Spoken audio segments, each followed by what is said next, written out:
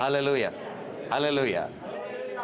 దైవజనులకు వచ్చినటువంటి సంఘస్థులందరికీ, పెద్దలకు, పిన్నలకు, యవనస్తులకు అందరికీ కూడా నా యొక్క హృదయపూర్వక న్యూ ఇయర్ శుభాకాంక్షలను తెలియజేస్తున్నాను. దేవుడు మన అందరినీ ఈ యొక్క నూతన సంవత్సరంలో తన యొక్క రెక్కల చాటున, తన రెక్కల నీడన, తన భుజముల పైన, తన చేతుల్లో మన చేయిని వేసుకొని నడిపించి మన యొక్క మార్గం అంతట్లో, మన ప్రయాణం అంతట్లో, మన జీవన ప్రయాణంలో ప్రభు మనకు తోడుగా ఉండి సహాయం చేసి సహాయకుడిగా ఉండి కాపరిగా ఉండి అన్ని విధాల మనల్ని నడిపించాలని మనస్ఫూర్తిగా కోరుకుంటున్నాను. ఎందుకంటే సంవత్సరం ఆది మొదటి దినము, ఇంకా చాలా సమయం ఉంది. ఎంతకాలం మనం బ్రతికుంటామో అంతకాలము కూడా ప్రభు యొక్క సహాయము, సహకారాలు, దేవుని యొక్క కాపుదల, భద్రత, ఆయన యొక్క నడిపింపు సమస్తము ఉంటేనే కానీ మనం నడవలేం. అలాంటి దేవుని యొక్క ప్రసన్నత, ఆయన యొక్క ప్రత్యక్షత, ఆయన యొక్క సహాయం ఏ విధంగా ఉంటుందనేటువంటిది ఈ రోజున మనం చూసి వీలైనంత త్వరగా ముగించుకుందాం. దేవుడు మనతోటి ఈ రోజున మాట్లాడాలని మనస్ఫూర్తిగా నేను కోరుకుంటున్నాను. దేవుడు మనతోటి మాట్లాడను గాక. ఆమేన్. పరమగీతముల గ్రంథము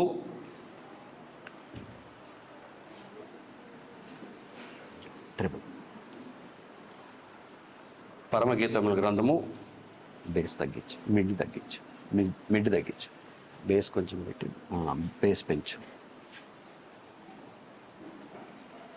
8వ అధ్యాయం 5వ వచనాన్ని చదువుకుందాం. తన ప్రియుని మీద ఆనుకుని అరణ్య మార్గమున వచ్చినది ఎవతే లేదా ఎవరు? తన ప్రియుని మీద ఆనుకొని అరణ్య మార్గమున వచ్చినది ఎవరు? ప్రార్థించుకుందాం.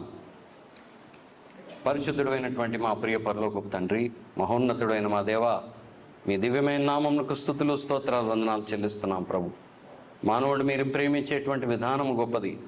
మానవుడి పట్ల మీరు కలిగి ఉన్నటువంటి దృష్టి గొప్పది. నాయన, మానవుడికి మీరు చేరుగా వచ్చేటువంటి విధానము గొప్పది. మీరు దేవుడై ఉండి, మహోన్నతుడై ఉండి, నాయన గొప్ప మహిమ స్థితిలో ఉండి కూడా తండ్రి, పాపాత్మలమైనటువంటి మమ్మల్ని, నిత్యము తప్పిపోయేటువంటి మమ్మల్ని దృష్టిస్తూ విడనాడక మా చేయి పట్టుకొని నడిపించేటువంటి దేవుడిగా ఉన్నందుకు మీకు స్తోత్రం చెల్లిస్తున్నాం. మీరు ఎవరో, మీ మీద ఆనుకోవటం ఎంత భాగ్యమో, మీరు మాతో వస్తే ఎంత ధన్యతో, మీరు మాతో కూడా నడిస్తే ఎంత ధైర్యమో, ఇవన్నీ కూడా మేము ధ్యానించినట్లుగా మా ముందు ఉంచబడినటువంటి ఈ సంవత్సరంలో ఎన్నో సమస్యలు, ఎన్నో ఛాలెంజెస్, ఎన్నో ఆలోచనలు, ఎన్నో ఆశయాలు, వీటన్నిటికీ కావాల్సినటువంటి ఆయన మీ వాక్కుల ద్వారా తండ్రి మాకు ధైర్యం అనుగ్రహించి నడిపించమని, మీ మీద ఆనుకునేటువంటి సంఘముగా ఈ సంఘమును తీర్చిదిద్ది బలపరచమని యేసుక్రీస్తు వారి శ్రేష్టమైన నామంలో వేడుకుంటున్నాం తండ్రి. పరిశుద్ధ గ్రంథంలో నుండి పరమగీతముల గ్రంథము మనం ఇక్కడ చూస్తున్నాం. ఈ పరమగీతముల గ్రంథము చాలా అద్భుతమైనటువంటి గ్రంథంగా మనం వర్ణించుకోవచ్చు. బైబిల్ అంతా ఒక ఎత్తు అయితే, పరమగీతముల గ్రంథము చూసినట్లయితే, జాగ్రత్తగా గమనించినట్లయితే, ఇందులో ఉన్నటువంటి వాక్యం కానీ, ఇందులో ఉన్నటువంటి ఈ కంపారిజన్సే కానీ, వీటన్నిటిని చూసినట్లయితే ఇది ఒక ప్రియుడికి ప్రియురాలకి మధ్య జరుగుతున్నటువంటి సంభాషణగానే కనపడుతుంది. బయట వాళ్ళకి లేదా దీని అర్థం గురించి తెలియనటువంటి వారికి, నేను చాలా కాలము ఈ యొక్క పరమగీతం గ్రంథం నేను చదవలేదు. ఎందుకంటే నాకు అర్థమయ్యేది కాదు. ఏంటి బైబిల్లో ఇలాంటి గ్రంథం పెట్టారు ఏంటి అని చెప్పి నేను అనుకునేవాడిని. కానీ ప్రార్థన చేశాను, ప్రభు మీరు ఏది కూడా మీరు అనవసరంగా జోడించనివ్వలేదు కాబట్టి బైబిల్ గ్రంథంలో ఇది మీరు దీనిని జాయిన్ చేయడానికి లేదా దీన్ని ఇంక్లూడ్ చేయడానికి మీరు ఆజ్ఞాపించారంటే ఇందులో ఉన్నటువంటి గొప్ప భావాలు, గొప్ప అర్థాలు ఎన్నో దాగి ఉండుంటాయి. అవి మాకు బోధించండి అని నేను ప్రార్థన చేయడం మొదలుపెట్టినప్పటి నుంచి దేవుడు అద్భుతంగా తన యొక్క ప్రత్యక్షత ఎందుకు వాడుతున్నానంటే ఈ మాట, దేవుడు ఆయన యొక్క వాక్కు ద్వారా మానవుడికి ఎంత చేరువుగా వచ్చి తనను తాను కనపరుచుకుంటారో ఈ వాక్యం ద్వారా ఇలాంటి అనేక వాక్యాలు ఈ పరమగీతంలో ప్రతి అణువు గొప్పదే. ఈ పరమగీతముల గ్రంథంని మనం ధ్యానించడం ద్వారా తెలుస్తుంది. భక్తుడైనటువంటి సొలొమోను రచించినటువంటి పరమగీతముల గ్రంథము, ఆనాడు ఆయన దేవుని యొక్క ఆత్మచేత ప్రేరేపితుడై రాసినటువంటి ఈ యొక్క భాగము బహుశా ఆయనకు కూడా తెలియదేమో ఇంతగా దేవుడు వచ్చేటువంటి చేరువ ఈ విధంగా ఉంటుంది. ఎందుకంటే ఆనాటికి యేసు ప్రభువుని గురించినటువంటి కొన్ని ప్రవచనాలు ఉన్నప్పటికీ కొంతమంది భక్తులు చెప్పినట్టుగా కొంతమంది డైరెక్ట్ ప్రాఫెసీస్ని లాగా చెప్పబడటం జరిగింది. కానీ ఇక్కడ ఇది చూసినట్లయితే ఈ పరమగీతం గ్రంథము దేవుని యొక్క ప్రత్యక్షత మానవుని పట్ల, లేదా మానవుడు చేరువుగా దేవుడు ఎంత గొప్పగా వస్తాడనేటువంటిది మనకు తెలియజేస్తూ ఉంటాం. అందుకనే భక్తుడైనటువంటి మోషే ద్వితీయోపదేశకాండ గ్రంథంలో ఒక మాటను అంటారు. అది చదివి వాక్య భాగంలోనికి వెళ్ళిపోదాం. ద్వితీయోపదేశకాండ గ్రంథము 4వ అధ్యాయము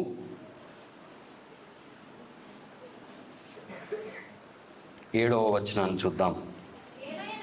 ఏలయనగా మనము ఆయనకు మొరపెట్టినప్పుడల్లా మన దేవుడైన యెహోవా మనకు సమీపముగా ఉన్నట్టు మరి ఏ గొప్ప జనమునకు ఏ దేవుడు సమీపంగా ఉన్నాడు అని భక్తుడైనటువంటి మోషే ఇశ్రాయేల్ ప్రజలను ఉద్దేశించి పలుకుతున్నటువంటి మాటలు ఇవి. గొప్ప జనాంగముగా వారిని దేవుడు ఏర్పాటు చేసి వారికి కనాను దేశంలోనికి పంపడానికి వారి నిమిత్తమై ఆయన ఆలోచన రచించినటువంటి ఆ దేవుడు ఈ ప్రజలు దారి తప్పుకోకుండా ఉండునట్లుగా, తనకు ప్రత్యేకమైనటువంటి తన స్వకీయ జనముగా ఉండునట్లుగా దేవుడు తన భక్తుల ద్వారా అనేక మార్లు వారికి బోధించి వారు ఎంత ప్రత్యేకమైనటువంటి వారో, ఎంత స్థితిమంతులో దేవుణ్ణి బట్టి వారికి జ్ఞాపకం చేస్తున్నప్పుడు అందులో పలకబడినటువంటి అనేకమైనటువంటి అలాంటి మాటల మధ్య భక్తుడైనటువంటి మోషేని దేవుడు ప్రేరేపించి పలికించినటువంటి మాట ఇది. దేవుడు మానవుడికి ఎంత చేరువుగా రాగలడో, దేవుడు మానవుడిని ఎంత ప్రేమించగలడో, దేవుడు మానవుడిని బలపరచాలనుకుంటే మరి ఎవరునూ బలపరచలేనంతగా బలపరుస్తాడో ఆయన బోధిస్తూ తన ప్రజలకు బలాన్ని ఇవ్వడానికి దేవుడు పలికించినటువంటి అనేక మాటల ద్వారా ఈరోజు మనం కూడా కొన్ని మాటలను ధ్యానిద్దాం. దేవుడు పలికించినటువంటి ఈ మాటలను జ్ఞాపకం చేసుకొని, ఏలయనగా మనము ఆయనకు మొరపెట్టినప్పుడల్లా, మొరపెట్టడం అనేటువంటిది మన అవసరతల్లో కానీ, సమస్యల్లో కానీ, మన యొక్క ఆలోచనలే కానీ, మనకు ఇది నా వలన కాదు నీ వలన మాత్రమే అని అనుకున్నప్పుడల్లా కూడా మనం చేసేటువంటి మొదటి పని దేవుడా అనుకుంటాం. కొంతమంది ప్రార్థన పెద్దగా చేయలేకపోవచ్చు, లేదా మాటలు రాకపోవచ్చు, ప్రార్థన చేసేంత కూర్పు వారికి రాకపోవచ్చు, కానీ సైలెంట్ మర్మర్స్ అంటారు. అంటే చిన్నపాటి మూలుగులు, లేదా చిన్నపాటి దేవుణ్ణి తలుస్తూ దేవుడితోటి ధ్యానిస్తూ నేను మనసులో ప్రభువుని తలుచుకుంటానండి అని అంటారు చాలామంది. నేను ఆంధ్ర వెళ్ళినప్పుడు వారు వచ్చి సాక్ష్యం చెప్తున్నప్పుడు, ప్రభువుని మేము కొత్తగా తెలుసుకున్నామండి, నాకు ప్రార్థన చేయడం రాదు కానీ ప్రభువుని మేము తలుచుకుంటామండి మదిలో అని చెప్పి అంటారు. చాలా సంతోషం. దేవుడికి గొప్ప గొప్ప పెద్ద మాటలతో ఉన్నటువంటి ప్రార్థనే ఆయన కావాలని కోరుకోడు, కానీ నీ చిన్నపాటి విశ్వాసం ద్వారా ప్రభువుని తలుచుకుంటే చాలు ఆయన మానవునికి ఎంత చేరువుగా వస్తాడో తన యొక్క వాక్కుల ద్వారా, వాగ్దానాల ద్వారా జ్ఞాపకం చేస్తున్నాడు. అలాంటి యొక్క మాటల్ని ఈరోజు మనం ధ్యానిద్దాం. తన ప్రియుని మీద ఆనుకొని అరణ్య మార్గమున వచ్చినది ఏవైతే ఆ రోజుల్లో ఉన్నటువంటి ట్రాన్స్లేషన్ బట్టి, who is that who is leaning on to her beloved and travelling through the wilderness అని రాయబడి ఉంది. ఎవరు తన ప్రియుని మీద ఆనుకొని అరణ్య మార్గమున వచ్చినది ఎవరు? ఒక స్త్రీ. ఇక్కడ చెప్పబడుతున్నట్టుగా ఒక స్త్రీ ప్రియుని మీద ఆనుకునేది ప్రియురాలే. అయితే ఒక స్త్రీ ఇక్కడ తన ప్రియుని మీద ఆనుకొని ప్రయాణం చేస్తుంది. ఎలాంటి ప్రయాణం ఈ ప్రయాణం అంటే అరణ్యం గుండా చేస్తున్నటువంటి ప్రయాణం. సాదాసీదా మార్గం కాదది. అరణ్యం అనగా ఎవరికి ఎక్కడ ఏమి అవుతారో కూడా తెలియనటువంటి స్థానము, ఎవరికి సహాయానికి రానటువంటి మార్గము, ఎవరిని ఆదరించినటువంటి మార్గము, ఎవరైనా సరే భయమైన ఆలోచనైనా మరి అవసరతలైన వీటన్నిటి గుండా చేసేటువంటి ప్రయాణము అరణ్య ప్రయాణం. ఇవన్నిట్లో మరి ఈ ప్రియుడు తన ప్రియురాలకి ఏ విధంగా సహాయకుడిగా ఉన్నాడనేటువంటి విషయాన్ని ఈ రోజున మనం గమనిద్దాం. మొదటిగా చూద్దాం. తన ప్రియుని మీద ఆనుకొని అరణ్య మార్గమున వచ్చినది ఏవది? ఆనుకొనటం అనేటువంటి దానికి మొదటిగా మనం చూద్దాం. ఒక స్త్రీ తన ప్రియుని మీద ఆనుకొనటానికి గల మొదటి కారణము లేదా మొదటి గుణము ఏమిటి అనేటువంటిది మనం ఇక్కడ చూడాలి. ఒక స్త్రీ తన ప్రియుని మీద ఆనుకోగలదు, లేదా ఒక స్త్రీ ఒక పురుషుని మీద ఆనుకొనగలదు అనటానికి అక్కడ సంబంధము ఏమిటి అని మనం చూసినట్లయితే, ఈ స్త్రీ తను ఎవరి మీద ఆనుకుంటుందో ఆ పురుషుణ్ణి ఎరిగినటువంటిది, లేదా ఆ పురుషుణ్ణి తెలుసుకునగలిగినటువంటిది అయి ఉంది. అందుకని ఇక్కడ మనం చూద్దాము, she lean on him because she knows him. తను ఎవరి మీద ఆనుకుంటుందో ఆ వ్యక్తిని తను తెలుసుకుంది. ఎవరి మీద ఆనుకుంటుందో ఆ వ్యక్తితో తనకు పరిచయం ఉంది. లేదా పరిచయం లేనటువంటి వాళ్ళ మీద మనం ఆనుకోలేం. ఒక వ్యక్తి తన యొక్క పొరుగువాడి మీద ఆనుకోవాలంటే మొదటిగా కావాల్సినటువంటిది పరిచయం. ఒక వ్యక్తి తన యొక్క పొరుగువాని లేదా తనతో పాటుగా ప్రయాణిస్తున్నటువంటి వాని యొక్క భుజం మీద ఆనుకొని ప్రయాణం చేయాలంటే మొదటిగా కావాల్సింది పరిచయం, రెండోదిగా కావాల్సింది సంబంధం. పరిచయం ఉన్నంత మాత్రాన ఆనుకోవటం అనేటువంటిది జరగదు, కానీ సంబంధం బలమైనది అయితే ఆనుకొని ప్రయాణం చేస్తూ ఉంటారు. ఇక్కడ ఈ స్త్రీ చేస్తున్నటువంటి అరణ్య ప్రయాణం అలాంటిదే. ప్రయాణము అరణ్యం గుండా వెళ్తున్నటువంటిదే, చాలా దూర ప్రయాణమే. తనతో పాటు ఒక వ్యక్తి రావడం అనేటువంటిది ఒక గొప్ప విషయం అయితే, తన మీద తనను ఆనుకొని చేయగలిగినటువంటి సంబంధాన్ని కలిగి ఉన్నటువంటి వ్యక్తితో ఆవిడ చేస్తున్నటువంటి ప్రయాణము మరి గొప్పది. దేవునికి మహిమ కలుగును గాక. హల్లెలూయా. ఈ మాటకి మనం సరైనటువంటి అర్థాన్ని చూసుకున్నట్లయితే ఈ ప్రియుడు ఎలా తన మీద ఆనుకోవటానికి ఈ స్త్రీకి ఒక చక్కటి అవకాశాన్ని లేదా ఒక సంబంధాన్ని కలిగి ఉన్నాడో మనం యెషయా గ్రంథం 43వ అధ్యాయంలో చూసి తెలుసుకోవచ్చు. యెషయా గ్రంథము 43వ అధ్యాయము మొదటి వచనాన్ని చూద్దాం. అయితే యాకోబు నిన్ను సృజించిన వాడు యెహోవా, ఇశ్రాయేలు నిన్ను నిర్మించిన వాడు ఇలాగూ సెలవిచ్చుచున్నాడు, నేను నిన్ను విమోచించి ఉన్నాను, భయపడకుము, పేరు పెట్టి నిన్ను పిలిచి ఉన్నాను, నీవు నా సొత్తు. ఒక స్త్రీ తన ప్రియుని మీద ఆనుకుని ప్రయాణము అరణ్య మార్గమున ప్రయాణం చేయడానికి గల మొదటి కారణం ఏంటో తెలుసా? తన ప్రియుడు, నువ్వు భయపడొద్దు, నా మీద ఆనుకో. నీ ప్రయాణం చాలా దూరమే, చాలా దూరం వెళ్ళాలి, అయినప్పటికీ పర్వాలేదు, ఐఎమ్ దేర్ ఫర్ యూ, నా మీద ఆనుకో, నేను తీసుకెళ్తాను. నేను ఎందుకంటే నీకంటే బలవంతుడిని, నేను నీకంటే ధైర్యవంతుడిని, నేను ఎవరు వచ్చినా నేను అడ్డుకోగలను. ఎవరు నీ మీదకి నిన్ను టార్గెట్ చేయడానికి లేదా నిన్ను అటాక్ చేయడానికి ఏది వచ్చినా మొదటగా నేను వాటిని ఎదుర్కొంటాను. కాబట్టి నువ్వు భయపడిన అవసరం లేదు, నీవు నా యొక్క భుజం మీద ఆనుకొని ప్రయాణం చేయవచ్చని భరోసా ఇస్తూనే గొప్ప వాగ్దానం లాంటి వాగ్దానం దేవుడు ఈ రోజున మనకి ఇవ్వడం జ్ఞాపకం చేసుకుందాం. అప్పుడు ప్రియునిలో దేవుణ్ణి, ప్రియురాల్లో మనము అంటే సంఘ వధువుని మనం చూసుకున్నట్లయితే మన ప్రయాణము ఈ సంవత్సరము, గత సంవత్సరం ఏ విధంగా ఉందో అందరికీ సాఫీగా ఉంది నా ప్రయాణం అనుకున్న వాళ్ళు సంతోషంగా చేతులు ఎత్తొచ్చు. సాఫీగా లేదు అనుకున్న వాళ్ళకి ఈ రోజున దేవుడిచ్చేటువంటి వాగ్దానాలు జ్ఞాపకం చేసుకోండి. ఎందుకంటే ఎవరి సమయము, ఎవరి పరిస్థితులు ఏ విధంగా మారిపోతాయో తెలియదు, కానీ ప్రయాణం ఎలాంటిదైనా సరే ప్రభువు తోడుగా ఉన్నాడు. ప్రయాణం ఎలాంటిదైనా సరే ప్రియుడంటే ప్రేమించేవాడు తోడుగా ఉండి నడిపించేవాడిగా ఆయన సహాయకుడిగా ఉన్నాడు. ఏమని రాయబడింది ఇక్కడ? అయితే యాకోబు నిన్ను సృజించిన వాడగు యెహోవా. ఈ ప్రియుడు ఎలాంటి వాడు? మనల్ని సృజించినటువంటి వాడు. సృజించిన వాడికి సమస్తమును తెలుసు. మన యొక్క తల వెంట్రుకలన్నీ కూడా లెక్కింపబడి ఉన్నవి అని చెప్పి రాయబడి ఉంది. మన యొక్క ఆలోచన మన నాలుకకు రాకమునిపే అది నీకు తెలిసే ఉన్నదని 139వ కీర్తనలో భక్తుడైనటువంటి దావీదు అద్భుతమైనటువంటి కీర్తన రాశాడు. చదువుదాం ఒకసారి. 139వ కీర్తన. ప్రభువా యెహోవా, నీవు నన్ను పరిశోధించి తెలుసుకొని ఉన్నావు. నేను కూర్చుంటుట, నేను లేచుట, there is nothing that is hidden from you. నేను కూర్చుంటట, నేను లేచుట నీకు తెలుసు. అంటే నా ప్రతి అడుగు, ప్రతి మూవ్ నీకు తెలుసు. నేను ఎలాంటి అడుగు వేస్తానో నీకు తెలుసు. నాకు తలంపు పుట్టక మునిపే నీవు నా మనస్సును గ్రహించుచున్నావు. నా నడకను నా పడకను నీవు పరిశీలన చేసి ఉన్నావు. నా చర్యలన్నిటినీ నీవు బాగుగా తెలుసుకొని ఉన్నావు. యెహోవా, మాట నా నాలుకకు రాకమునిపే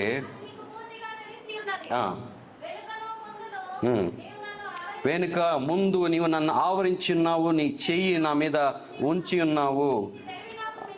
చాలమ్మా. ఇక్కడ చూసినట్లయితే అద్భుతమైనటువంటి వర్ణన, దేవుని గురించినటువంటి వర్ణన. దేవుడు మానవుడిని లేదా ప్రాముఖ్యంగా భక్తుడైనటువంటి దావీదుని ఏ విధంగా ప్రేమించాడు. యెహోవా, నీవు నన్ను పరిశోధించి తెలుసుకున్నావు, నాలో ఎలాంటి వీక్నెస్లు ఉన్నాయో, నేను ఎలాంటి వాడినో, దేనికి భయపడతానో, ఎక్కడ ధైర్యంగా ఉండగలనో, నా యొక్క సామర్థ్యం ఏంటో, నా శక్తి ఏంటో ఇవన్నీ కూడా నీకు తెలుసు, ఎందుకంటే నన్ను పరిశోధించుకున్నావు. అన్నిటికంటే ముందుగా నన్ను రూపించిన వాడు నీవే, నా సృష్టికర్తవు నీవే అని భక్తుడు అక్కడ తెలియజేస్తున్నాడు.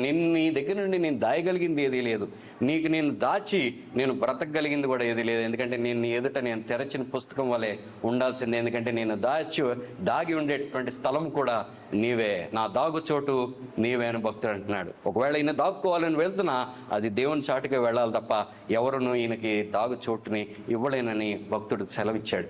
ఈ రోజున మనం కూడా దేవుని దగ్గరికి వస్తున్నప్పుడు మనం యొక్క అరణ్య ప్రయాణం లాంటి ఈ లోక ప్రయాణం ఏదైతే ఉందో, ఈ లోకంలో ఎవరికి ఎవరు చాలాసార్లు పాడుతూ ఉంటాం, ఎవరికి ఎవరు ఈ లోకంలో, చివరికి యేసే పరలోకంలో. ఎవరికి ఎవరు ఈ లోకంలో, చివరికి యేసే పరలోకంలో. ఎవరికి ఎవరు ఈ లోకంలో, ఈ లోకంలో ఎవరికి ఎవరు తోడు రారు, ఎవరికి ఎవరు సహాయానికి నిలబడరు. ఒకవేళ నిలబడాలనుకున్నా కొద్ది స్థానం వరకే, కొంతవరకే. వాడి ప్రయాణంలో అలసిపోతుంటే వాళ్ళు అంటారే ఇంక చాలు నేను వెళ్తాను. ఎవరికి చివరి దాకా వస్తారు? మన ప్రయాణాలు చివరి దాకా వచ్చేది మనల్ని అరణ్యము మొదటి నుండి అరణ్యపు చివరి వరకు మనం చేరవలసినటువంటి గమ్యస్థానమునికి చేరేంత వరకు మనకు తోడుగా రాగలిగినటువంటి వాడు సమర్థుడై ఉండాలి. ఆ సామర్థ్యత కేవలము ప్రభువుకు మాత్రమే ఉంది, ఎందుకంటే ఆయన సమస్తమును జయించిన వాడై ఉన్నాడు. దేవునికి స్తోత్రం కలుగును గాక. ఇక్కడ అంటున్నాడు, యాకోబు నిన్ను సృజించిన వాడవు యెహోవా, పేరు పెట్టి, he knows us by our name, పేరు పెట్టి నిన్ను పిలిచి ఉన్నాను. నువ్వెవరో నాకు బాబు తెల్ల షర్టు, బాబు బ్లూ షర్ట్, ఇలా పేర్లు పెట్టి పిలుస్తూ ఉంటారు కొంతమందికి పేర్లు తెలియక. అప్పుడు అంటాడు, మొదటిగా వెళ్ళి ఆ వ్యక్తి ఏమంటాడు, బాబు నా పేరు ఫలానా, మీరు నా ఈ పేరుతో పిలవచ్చు అని చెప్పి చురక వేసినట్టుగా చెప్తాం. ఎందుకని? నాకు ఒక పేరు ఉంది, నాకు ఒక పేరు ఇవ్వబడింది, నాకు ఒక గుర్తింపు ఉంది, నన్ను ఆ గుర్తింపుతో పిలవండి. బ్లూ షర్ట్, వైట్ షర్ట్, ఎర్ర చొక్కా, తెల్ల చొక్కా అని పిలిస్తే నాకు చాలా అవమానకరంగా ఉంటుంది, లేదా ఎగతాళి చేసినట్టు ఉంటుంది. కానీ దేవుడు ఇక్కడ మానవుడిని, ఓ మానవుడా ఈ రోజు ఉండి రేపు మాయమైపోయేటువంటి నీటి బుడగ లాంటి వాడా, మట్టి ముద్ద అని పిలవలేదు, కానీ నా కుమారుడా అని పిలుస్తున్నాడు. దేవుడికి ఎంత ప్రేమ! ఈ రోజున ఈ వాక్యం, యాకోబు నిన్ను రూపించిన వాడగు, నిన్ను సృజించిన వాడగు యెహోవా, ఇశ్రాయేలు నిన్ను నిర్మించిన వాడు. ఇలా దేవుడు తాను ఒక మాటని మానవుడితోటి మాట్లాడక ముందు తనను తాను పరిచయం చేసుకునేటువంటి విధానం నాకు చాలా ఇష్టం అనిపిస్తుంది. దేవుడికి మానవుడితోటి పరిచయం అవసరం లేదు. దేవుడు తనను తాను కనపరుచుకోవాలంటే ఆయన ఒకేసారి మానవుడికి తన శక్తిని అంతా చూపించవచ్చు. కానీ దేవుడు అంచెలంచెలుగా నేను ఎవరినో నువ్వు తెలుసుకో, నేను ఎవరినో నువ్వు పరిచయం పెంచుకో, నేను ఎవరినో నీకు నా సహవాసం ద్వారా తెలిస్తే నీ ప్రయాణంలో నేను ఏమవుతానో నీకు అర్థమవుతుందని దేవుడు బోధించడంలో అద్భుతమైనటువంటి వర్ణన ఇక్కడ మనకు కనపడుతుంది. నిన్ను సృజించిన వాడగు యెహోవా, నిన్ను నిర్మించిన వాడు ఇలాగ సెలవిస్తున్నాడు. ఏమంటున్నాడు? నిన్ను విమోచించి ఉన్నాను, ఐ మేడ్ యు ఫ్రీ. నీది ఏ పాపము నీ మీద ప్రభుత్వం చేయలేదు, నిన్ను ఏది కూడా బంధించి ఉంచలేదు. నీవు స్వాతంత్రపు గాలుల్ని నీవు పీల్చుకోగలవు, ఎందుకంటే నీ మీద ప్రభుత్వం చేయగలిగిన వాటినన్నిటినీ కూడా నేను పట్టాపంచలు చేశాను. ఎందుకంటే వీటన్నిటినీ నేను అణిచివేయగలిగినటువంటి సామర్థ్యం కలిగి ఉన్నాను. సిలువలో వీటన్నిటి మీద జయాన్ని పొందినటువంటి వాడిని అని ప్రభువు సెలవిస్తున్నాడు. భయపడకు, పేరు పెట్టి నేను పేరు పెట్టి పిలవడానికి ముందుగా ఆయన చెప్పినటువంటి అద్భుతమైనటువంటి మాట, భయపడొద్దు. ఈ రోజున అందరము వాగ్దానాలు తీసుకుంటూ ఉంటాం. నిన్నటి దినాన చాలా చక్కటి సాక్ష్యాలు అందరూ పలికారు. ప్రభువు నాకు ఇచ్చినటువంటి వాగ్దానము తప్పక ఆ సంవత్సరము నెరవేరింది అని చాలామంది ఈ మాటను పలుకుతూ ఉన్నారు. కేవలము ఈ సంవత్సరము ఇక్కడ తీసుకున్నటువంటి వాగ్దానమే ఈ సంవత్సరానికి మాత్రమే, వచ్చే సంవత్సరం అది ఎక్స్పైర్ అయిపోయింది అని అనటానికి లేదు. దేవుని యొక్క మాటలన్నీ కూడా నిత్యము జీవం గలవై, బలం గలవై, మనల్ని బలపరిచేవై, మనల్ని జీవింపజేసేవై, మనల్ని నడిపించేవై, మనల్ని నిత్యము కూడా తోడుగా ఉన్నటువంటి దేవుడు తన వాగ్దాన రూపంలో నిత్యము కనపడతాడు అంటాడు. కాబట్టి ఈరోజు తీసుకున్నటువంటి ఈ వాగ్దానం, ఈ ముక్కతోటి మన జీవితం అంతా వెళ్ళిపోవాల్సిన అవసరం లేదు. దేవుని యొక్క తోడు మనకు అవసరము. ఏ సందర్భంలో ఎలాంటి తోడు అవసరమో, ఎలాంటి సహవాసం, దేవుని యొక్క ప్రత్యక్షత ఏ విధంగా అవసరమో ఆ విధంగా దేవుడు మనకి సహాయకారిగా ఉండటానికి తన వాగ్దానాల రూపంలో బైబిల్లో ఎప్పుడు తన మాటలను రాయించి ఉంచాడు. వాటిని చదవటం ద్వారా ఎప్పటికప్పుడు మనం ధైర్యాన్ని పొందుకోగలం. అందుకని అంటున్నాడు, భయపడకు, పేరు పెట్టి నేను పిలిచి ఉన్నాను, నీవు యువర్ మైన్, నీవు నా సొత్తు. ఎవరు నిన్ను కొనుక్కోలేదు, ఎవరు నీ మీద ఇంక నేను రాజ్యం చేయలేరు, నీవు ఎవరికి బానిసగా ఉండాల్సిన అవసరం లేదు, నువ్వు నా సొత్తు. ఎందుకంటే నీ మీద అధికారం పూర్తిగా నాకుంది. నేను నిన్ను సృజించినటువంటి వాడిని, నిన్ను తండ్రిని. పోయినసారి మీకు చెప్పాను, తండ్రి అనగా సమస్తమును కలుగజేయవాడు, సమస్తమును నాశనము చేయగలిగినటువంటి సామర్థ్యం కూడా. సృష్టికర్త, ఆయన లేనిదే ఏది లేదు, ఆయన ద్వారానే సమస్తము కలిగిందని యోహాను సువార్త 1వ అధ్యాయంలో కూడా రాయబడి ఉంది. అలాంటి గొప్ప దేవుణ్ణి మనం కలిగి ఉన్నాం. ఈ రోజున ఈ ప్రియుని మీద, ఇలాంటి ప్రియుని మీద ఆనుకొని తన ప్రయాణాన్ని కొనసాగిస్తున్నటువంటి స్త్రీ, ఈ సంఘము, ఆ స్త్రీ, ఆ ప్రియుడు, ఆ దేవుడు. ఈ రోజున మనం మన జీవితంలో ఎలాంటి స్థితిలో దేవుని మీద ఆనుకుంటున్నామా, మన ప్రయాణం మనమే ఒంటరిగా చేయాలని అనుకుంటున్నామా ఆలోచించుకోవాలి. ఎందుకంటే మన ప్రయాణము సులువైనటువంటి ప్రయాణం కాదు. Our life is not bed of roses. మన యొక్క ప్రయాణము నల్లేరు మీద నడక లాంటి జీవితం కాదు ఎవరిది కూడా.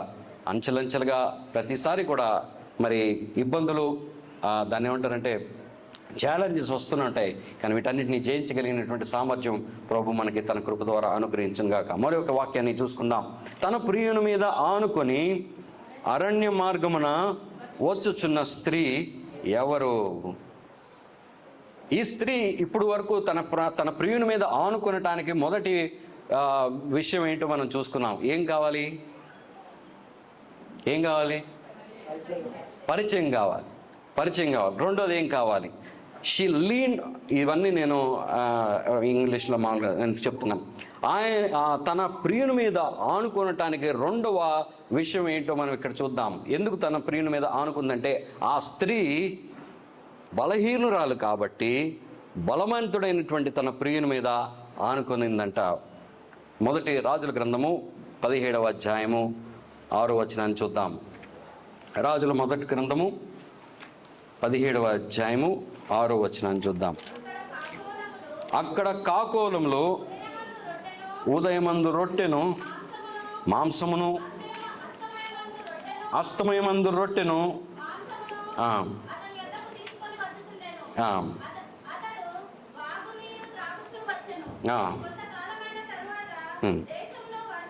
చాలండి. ఇక్కడ భక్తుడైనటువంటి ఏలియా గురించి రాయబడి ఉంది. అక్కడ కాకోలములో ఉదయమందు రొట్టెను మాంసమును, అస్తమయమందు రొట్టెను మాంసమును అతని వద్దకు తీసుకొని వచ్చిచుండెను. అక్కడ అరణ్యంలో విడవబడ్డాడు. అరణ్యంలో పారిపోయి తన తలను దాచుకుంటున్నటువంటి ఆ యొక్క ప్రవక్త ఆ రోజున దేవుడు ఏ విధంగా తనని దర్శించాడో, ఏ విధంగా తనని పోషించాడో ఇక్కడ రాయబడి ఉంది. ఈ రోజున మన ప్రయాణం అరణ్య ప్రయాణమే. మన మార్గము భయాన్ని కొలిపేటువంటిదే. మన ప్రయాణములో మనము వీక్ అవుతూనే ఉండొచ్చు, కానీ దేవుడు ప్రేమమై ఉండి మనకి ధైర్యంనిచ్చి, మనకి శక్తినిచ్చి, మనల్ని పోషించేటువంటి వాడిగా మనకి ఇక్కడ కనపడుతున్నాడు. ఈ స్త్రీ తన యొక్క వీక్నెస్లో, తను ప్రయాణం అంతా కూడా చివరి వరకు కొనసాగించలేనటువంటి వీక్నెస్లో కనపడుతుంది. కానీ ఎవరితోటైతే ప్రయాణం చేస్తుందో ఆ వ్యక్తి సమర్థుడు, ఆ వ్యక్తి బలవంతుడు. ఆ వ్యక్తి అంటున్నాడు, నా మీద అనుకో, నీకు ఉదయమున రొట్టెను మాంసమును, సాయంకాలమున రొట్టెను మాంసమును నీకు ఇస్తాను. నువ్వు ఎందుకు అధైర్యపడతావు? నీ ప్రయాణం, అమ్మో నాకు ఈ సంవత్సరం అంతా, మళ్ళీ రాత్రి నేను ఇంటికి వెళ్తుంటే చాలామంది బిజీగా happy new year, happy new year, happy new year. మా ఆవిడ నేను అనుకుంటున్నాము నిన్నటి నుంచి కూడా, హ్యాపీ న్యూ ఇయర్లో ఏముంటుంది? న్యూనెస్. మళ్ళీ అవే సమస్యలు, మళ్ళీ అవే బాధలు, మళ్ళీ అవే పరిగెత్తడాలు, అవే ఛాలెంజెస్, అవే పాత ఇష్యూస్, అవే మళ్ళీ కంటిన్యూ అవుతాయి. అవే ఈఎంఐలు, అవే లోన్లు, అవే బాధలు. మరి ఏది కొత్తదనం? దేవుని యొక్క సహవాసము, దేవుని యొక్క సాన్నిహిత్యము. ఆయన ప్రతిసారి కూడా his mercies are new every morning అంటున్నాడు. ప్రతి ఉదయము నీ కృప నూతనపరచబడుతుంది. ఎంత గొప్పది ఈ విషయం! ఈ మాట అద్భుతమైనటువంటి మాట. రాసుకోవాలి, ఈ మాటలన్నీ హృదయం మీద రాసుకోవాలి. ఎందుకంటే ఏ సమస్యల్లో ఎప్పుడు మనము ఒడిదుడుకులు లోనవుతామో వాగ్దానాలు లాంటి దేవుని యొక్క మాటలు మనకు జ్ఞాపకానికి వస్తాయి. కేవలము వాక్యం విని వెళ్ళిపోవడమే కాకుండా ఈ మాటలు హృదయంలో చేర్చుకోవడానికి ప్రయత్నించినప్పుడు మన యొక్క సమస్యలు గుండా చేస్తున్నటువంటి ఈ అరణ్య ప్రయాణంలో దేవుని వాగ్దానాలు మనకు జ్ఞాపకానికి వస్తాయి. అప్పుడు అంటాము, ఆహా పర్వాలేదు, పాత సమస్యలే, పాత శ్రమలే, పాత బాధలే, ఛాలెంజెస్ ఎన్నో నా ముందున్నాయి, అయినప్పటికీ పర్వాలేదు, నా ప్రభు యొక్క కృప నిత్య నూతనము. Every morning his mercies are new. ఆమేన్. దేవుడు సహాయకుడిగా ప్రతి నిత్యము ఉదయించేటువంటి సూర్యుడి వలె ఆయన మీద మనకి వస్తాడు. సాయంత్రం చల్లపూట మనకి ఏ విధంగా వస్తాడు? ఉదయం ఏముందమ్మా అక్కడ? ఉదయమందు రొట్టెలును మాంసము, సాయంకాలం మందు రొట్టెలును మాంసము. ఏం తీసుకొచ్చినాయి? ఎవరు తీసుకొచ్చారమ్మా? కాకులు తీసుకొచ్చినాయి. తన భక్తుడు ఏ విధంగా ఉండిపోయాడు, అక్కడ ఒంటరి అయిపోయాడు అని చెప్పి దేవుడు విడిచిపెట్టలేదు. కానీ దేవునికి అవసరత, మానవుడు అవసరత ఏమి ఉండదు చెప్పాలంటే. కానీ దేవుడు మానవుని దృష్టించే విధానం గొప్పది. ఇక్కడ మనం తెలుసుకొని మన ప్రయాణాన్ని కొనసాగిస్తే, ఆనాడు ఆ భక్తునికి సహాయపడినటువంటి దేవుడు, ఆనాడు ఆ భక్తుడిని పోషించినటువంటి దేవుడు, ఆనాడు ఆ భక్తునికి తన ప్రతి అవసరతలో మిరాక్యులస్లీ ఆశ్చర్యకరంగా తన పోషణనిచ్చినటువంటి దేవుడు నీకు, నాకు, మనందరికీ పోషణనిచ్చి నడిపిస్తాడు. భయపడిన అవసరం లేదు. సమస్యలు ఉండొచ్చు, ఏం పర్వాలేదు. దేవుడు ఉన్నాడు. సమస్యలు అక్కడే ఉంటాయి, కానీ దేవుడు పెద్దవాడు, దేవుడు గొప్పవాడు, బలవంతుడు. తన ప్రియుని మీద ఆనుకొని అరణ్య ప్రయాణం చేస్తున్నటువంటి ఈ స్త్రీ ఎవరు? లోకం గమనిస్తుంది. ఈ స్త్రీ ఎవరు ఈ స్త్రీ? ఈ సమస్యల గుండా వెళ్ళిపోతుంది ఈ స్త్రీ, అయినా ధైర్యంగా వెళుతుంది. ఎవరు ఈ స్త్రీ? ఈ సంఘముకి ఎక్కడి నుంచి వచ్చింది ధైర్యం అంటే, నా ప్రభువు సజీవుడు, నా ప్రభువు బలవంతుడు, నా ప్రభు తన మీద నేను ఆనుకొనగలిగినటువంటి కృపను చూపించేవాడు, నా ప్రభువు నన్ను ప్రేమించేవాడు, నా ప్రభు నన్ను ఎరిగి ఉన్నవాడు. దేవునికి స్తోత్రం. హృదయముగా ఈ మాటలు రాసుకుందాం.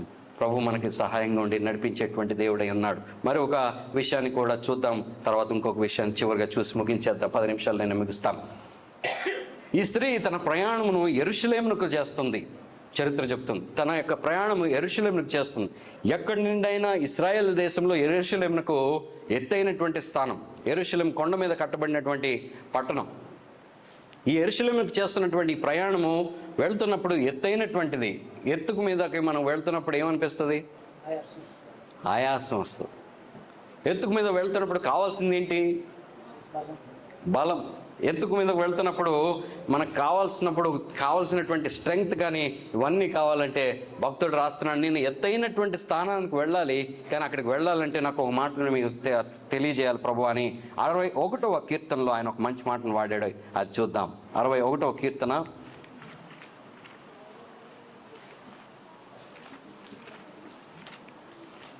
నా ప్రయాణం గొప్పది, నా ప్రయాణం సుదూరమైనటువంటిది, చాలా దూరం వెళ్తున్నాను, ఎత్తైనటువంటి స్థానానికి వెళ్తున్నాను, కానీ ఇక్కడ నాకు కావాల్సింది నాకు ఇవ్వమని. దేవా, నా మొర్ర ఆలకింపము, నా ప్రార్థనకు చెవియొగ్గుము. నా ప్రాణము తల్లడిల్లగా బూది గంతముల నుండి నీకు మొరపెట్టుచున్నా. నా ప్రాణం తల్లడిల్లిపోతుంది. ఈ ప్రయాణం నా వల్ల కాదు. భక్తుడైనటువంటి దావీదు యొక్క జీవితంలో ఎన్నో ఆటుపోట్లు, ఎన్నో సమస్యలు. తన సొంత కుమారుడితోటే ఆయనకు పెద్ద సమస్య వచ్చి పడింది. కానీ ఏ సమస్యలో కూడా ఆయన తన యొక్క సొంత ఆలోచన చొప్పున ఆయన తన యొక్క సమస్యలను తీర్చుకోవడానికి ప్రయత్నం చేయలేదు. కానీ మొదటగా ఆయన ఎవరి వైపుకు తిరిగాడంటే, తాను రాజు అయినప్పటికీ దేవుని వైపుకు తిరిగాడు. ప్రభువా, నా మొర ఆలకింపుము, నా ప్రార్థనకు చెవియొగ్గుము. నా ప్రాణము తల్లడిల్లగా బూదిగంతముల నుండి నీకు మొరపెట్టుచున్నాను. నేను ఎక్కలేనంత ఎత్తైన కొండపైకి. యెరూషలేం ప్రయాణము ఎత్తైనటువంటిదే, నేను ఎక్కలేను, కానీ నీవు నన్ను ఎక్కించు. It is not possible with me, I cannot do it myself. కానీ నీవు వస్తే నేను చేరుకోగలను. నీవు నాకు తోడుగా ఉంటే నేను ఎక్కగలను. నీవు నాకు సహాయకుడిగా ఉంటే నా ప్రయాణం సులువే. ఎందుకంటే నీవు నాతో సంభాషిస్తూ ఉంటావు. ఇద్దరు ఒక వ్యక్తులు ప్రయాణమై వెళ్ళిపోతుంటే వాడు మాట్లాడుకుంటూ వెళ్తుంటే వాళ్ళు ఎంత దూరం వెళ్ళారో తెలియదు. వారు సుక్కోతు నుండి ప్రయాణమైపోయి అరణ్యము దగ్గరనున్న ఏతాములో దిగిరి. వారు పగలు రాత్రి ప్రయాణము చేయనట్లుగా యెహోవా త్రోవలో వారిని నడిపించుటకై పగలిటి వేళ మేఘస్తంభముగాను వారికి పగలు మేఘస్తంభముగా, రాత్రి వేళ అగ్ని స్తంభముగా వారికి ముందుగా నడుచుచు వచ్చెను. ఆయన పగటి వేళ మేఘస్తంభమునైనను రాత్రి వేళ అగ్ని స్తంభమునైనను ప్రజల ఎదుట నుండి తొలగింపలేదు. దేవునికి స్తోత్రం చెప్తాం. హల్లెలూయా. దేవుడే గనక పగలు మేఘస్తంభమును, రాత్రి అగ్నిస్తంభమును ఆ ప్రజల మధ్యలో నుండి గనక తీసివేసినట్లయితే వారి ప్రయాణం అక్కడే ఆగిపోయేది. ఆ ఎండకు తట్టుకోలేక కానీ, ఆ చలికి వారు ఉండలేక కానీ, లేదా వాడి ప్రయాణంలో వారు ఫేస్ చేస్తున్నటువంటి ఛాలెంజెస్లో కనుక దేవుడు వారికి తోడుగా ఉండి సహాయం చేయక వారిని వదిలివేసినట్లయితే వారు అన్న మాటకి నిజమైనటువంటిది అయ్యేది. ఏమన్నారు వారు మోషేతోటి? మమ్మల్ని ఈ యొక్క అరణ్యంలో చంపివేయడానికి తీసుకొచ్చేవా? ఐగుప్తులోనే ఉంటే అయిపోయేది కదా మేము. కానీ దేవుడు ఐగుప్తులో నుండి వారిని వాగ్దాన దేశంలోనికి ప్రవేశపెట్టడానికి దేవుని యొక్క ఆలోచన, ఆయన వారిని మధ్యలో వదిలిపెట్టి నాశనం అయ్యేటువంటి జనాంగంగా వారిని వదిలిపెట్టలేదు, కానీ తన స్వకీయ జనంగా చేసుకున్నాడు. కాబట్టి కనాను దేశంలో వారికంటూ ఒక స్థానాన్ని ఏర్పాటు చేసి వారి పితరులైన అబ్రహాముకు దేవుడు ఇచ్చినటువంటి వాగ్దానాన్ని నిలబెట్టుకొని తన కుమారుడైన ఇస్సాకు, అబ్రహాములకు కూడా యాకోబులకు కూడా దేవుడు ఏ విధంగా అయితే వాగ్దానాన్ని నిలబెట్టుకుంటూ తరతరాలు నిలబెట్టుకుంటూ వచ్చాడో, ఆ వాగ్దాన దేశంలోనికి వెళ్ళటానికి దేవుడు ఈ ప్రజలను, ఇశ్రాయేలీయులకి పగలు మేఘస్తంభమును, రాత్రి అగ్నిస్తంభమును తొలగించకుండా వారికి తోడుగా ఉంచి నడిపించినటువంటి గొప్ప దేవుడై ఉన్నాడు.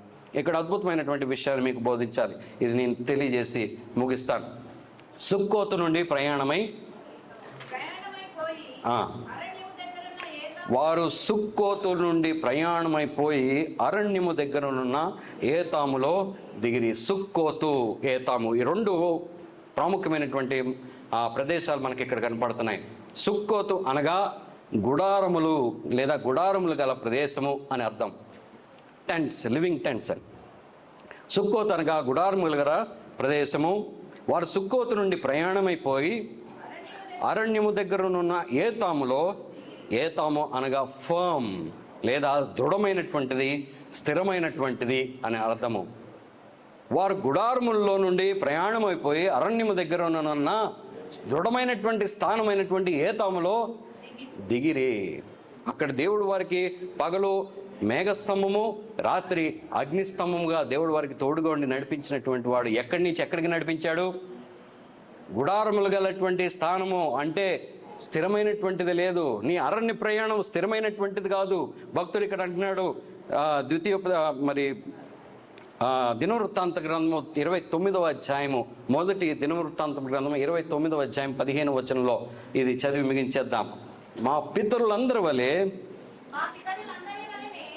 29:15 మా పితరులందరి వలెనే మేమును నీ సన్నిధిని అతిథులమును పరదేశులమై ఉన్నాము.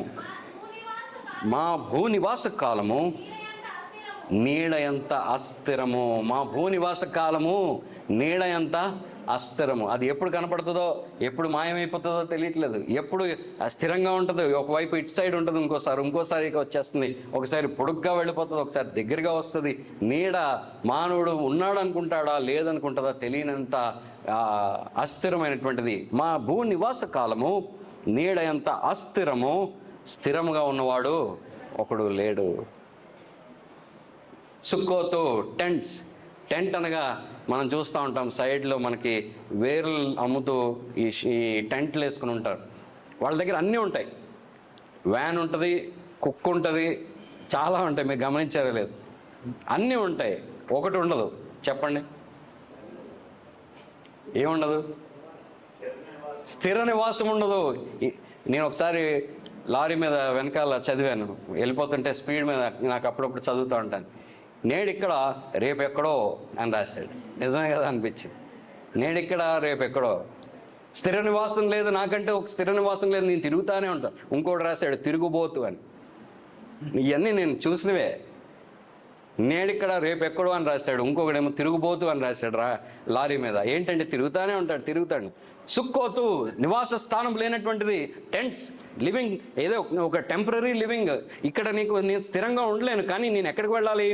ఏతాముకు వెళ్ళాలి, అక్కడ నాకు స్థిర నివాసం, అక్కడ నాకు దృఢమైనటువంటి స్థానము. ఏతాము ఎక్కడుంది? భూమి మీద లేదు. ఏతాము పరలోక స్థానము, దేవుని యొక్క స్థానము. అక్కడ మనకి స్థిర నివాసం ఉంది. అక్కడికి వెళ్ళడానికి దేవుడు మనకి సహాయం చేసేటువంటి వాడై ఉన్నాడు. తన ప్రియుని మీద ఆనుకొని ప్రయాణం చేస్తున్నటువంటి ఈ స్త్రీ అరణ్య మార్గంలో ప్రయాణం చేస్తుంది, ఎత్తైనటువంటి స్థానానికి వెళ్తుంది. బలహీనురాలే కానీ బలాఢ్యుడైనటువంటి వాడిని ఆధారం చేసుకొస్తుంది. ఈ బలాఢ్యుడు ఎక్కడి దాకా తీసుకెళ్తాడంటే పరలోకానికి తీసుకెళ్తాడు. దేవునికి స్తోత్రం కలుగును గాక. హల్లెలూయా, హల్లెలూయా. బలహీనుడివై ఒకవేళ నీవు భయపడుతూ ఉన్నావేమో, నేను ఎలా ఈ ప్రయాణం చేస్తాను. ఇందాక సంజీవరావు అన్న పాట పాడారు. ఏం పాట అది? ఎలా దాటగలను ఈ అంధకార సాగరం, ఎలా చేరగలను ఆ కానరాని తీరం. ఎలా దాటగలను ఈ అంధకార సాగరాన్ని, ఎలా చేరుకోగలను ఆ కనపడని తీరాన్ని? ఎలా అంటే మన వలన కాదు. కానీ ఏ ప్రియుని మీద అయితే ఆనుకొని ఈ స్త్రీ అరణ్య ప్రయాణం చేస్తుందో ఆ ప్రియుడు సమర్థుడు, ఆ ప్రియుడు బలం కలిగినటువంటి వాడు, ఆ ప్రియుడు అన్నిటినీ గెలిచినటువంటి వాడు, ఆ ప్రియుడు పరలోకవాసి. దేవునికి స్తోత్రం, హల్లెలూయా. ఆ ప్రియుడు ఈ రోజున మన ప్రియుడు. దేవునికి స్తోత్రం, హల్లెలూయా. ప్రియుడు అంటే ది మోస్ట్ బిలవర్డ్. అందుకని అంటున్నాడు, స్త్రీ అంటది, నా ప్రియుడు నావాడు, నేను నా ప్రియుని దానను, అతడు ఇంకంతే. మా ఇద్దరి మధ్యలో ఇంకెవరు లేరు. ఆ ప్రియుడు నావాడు, నేను అతని దానను. మేము ఇద్దరము ఒకరికొకరు, మమ్మల్ని ఎవరు వేరు చేయలేరు. ఎందుకంటే మాలో ఉన్నదంతా సాన్నిహిత్యము, సంబంధము, బంధము, బాంధవ్యము, ప్రేమ. ఈ ప్రేమతో ఆయన మనల్ని కొన్నాడు, ప్రేమతో బంధించాడు. ఆయన రెక్కల నీడన మనకు ఆశ్రయం ఇచ్చాడు. మనకు భయం కలిగిన ఆయన చాటుకు వెళ్ళాలి, బాధ కలిగిన ఆయన దగ్గరికి వెళ్ళాలి. మన యొక్క ఆలోచన మనల్ని ఇబ్బంది పెడుతున్నా, ఎక్కలేనంత ఎత్తైన కొండ మీదకి నన్ను తీసుకెళ్ళిపో ప్రభువా, నా సమస్యలు నన్ను భయపెట్టవనుకొని అడగాలి. నేను చివరిగా చేరవలసినటువంటి ఏతాము అనేటువంటి దృఢ స్థానంకి, ఎవడు కలపనటువంటి స్థానానికి నేను వెళ్ళిపోవాలి. అక్కడికి నన్ను తీసుకెళ్ళి ప్రభువా అని ప్రభువుని అడిగితే, ప్రభు నిత్యము తన భుజం మీద ఆనుకొని చేయగలిగినటువంటి ప్రయాణాన్ని ఇచ్చే ప్రియుడిగా మనకు తోడుగా ఉంటాడు. ప్రభు తన వాక్కుల్ని మన హృదయంలో చేర్చి ముద్రించి, ఆయన యొక్క ప్రత్యక్షత ఎట్టిదో, ఆయన యొక్క ప్రేమ ఎట్టిదో, ఆయన ఎంత గొప్పవాడో, ఎంత ప్రేమమయుడు, ఎంత సాన్నిహిత్యమును పంచగలిగినటువంటి స్నేహితుడో బోధిస్తాడు. ప్రభుని అంతగా దగ్గరగా మనము తెలుసుకోవటానికి దేవుడు తన ఆత్మను మనకు దయచేసి కాపాడుగా. లేచి నిలబడదాం, ప్రభువుని అడుగుదాం, ప్రభువా నాకు తోడుగా ఉండండి.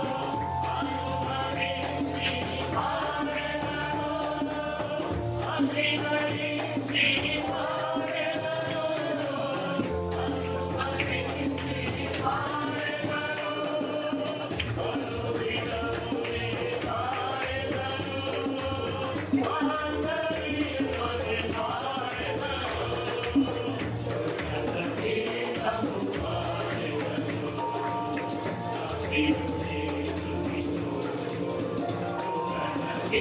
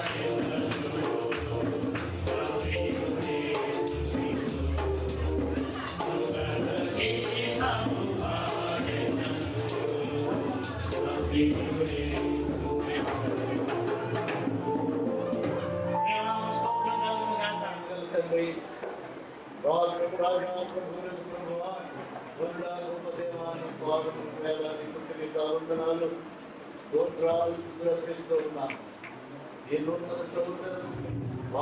ఆశీస్సులన్నీ కూడా సంవత్సరాంతం వరకు కూడా నూతన కొరకు మనం ప్రార్థన చేస్తున్నాం. ఏ దివ్యమైనటువంటి వాక్కులో నుంచి పొందుకున్నటువంటి వాగ్దానములన్నీ కూడాను నేను మీ బిడ్డలకు వినియోగపరిచేయమని ప్రార్థన చేస్తూ ఉన్నాను. ఈ యొక్క సులభను మా బ్రతకాలం చివరి వరకు కూడా కృపాక్షేమమై మా వెంట వచ్చేటప్పుడు నేను దీవించుకోమని నజరేయుడైన యేసు ప్రభు వారి పవిత్ర నామములో ప్రార్థిస్తున్నాను. శ్రీమంతుడి తండ్రి ఆమేన్. మన తండ్రి అయిన దేవుని కృపయు మన ప్రభువైన యేసు క్రీస్తు వారి యొక్క కృపయు పాదుల గద్దయు సత్యస్వరూపై పరిశుద్ధాత్మ దేవుని అన్యోన్య సహవాసము కూడి వచ్చిన ప్రియులకు సకల ప్రార్థన చేసిన పరిశుద్ధులకు సదాకాలము తోడై ఉండునుగా తండ్రి ఆమేన్. మీకందరికీ నూతన సంవత్సర శుభాకాంక్షలు అందిస్తున్నాను.